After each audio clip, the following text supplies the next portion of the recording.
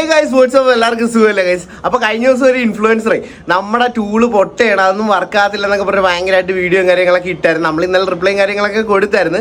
എന്നാലും പുള്ളി എന്തോ ഭയങ്കര വലിയ കാര്യമായിട്ട് പ്രൈസ് ആക്ഷനൊക്കെ കാണിച്ചു വരച്ചും കുറിച്ചും ഒക്കെ പുതിയൊരു പുള്ളിയുടെ ഒരു ചാർട്ട് കാര്യങ്ങളൊക്കെ എടുത്ത് സ്റ്റോറി ഇട്ടായിരുന്നു. ഓക്കെ, അതാണ് ഇപ്പോൾ നിങ്ങൾ ഈ കണ്ടുകൊണ്ടിരിക്കുന്നത്. ഓക്കെ, ഇനി ഞാൻ വേറൊരു സാധനം കാണിച്ചു തരാം. ദേ ഗൈസ്, ഇതാണ് നമ്മുടെ ചാർട്ട്, നമ്മുടെ ടൂള് കണ്ടുപിടിച്ച.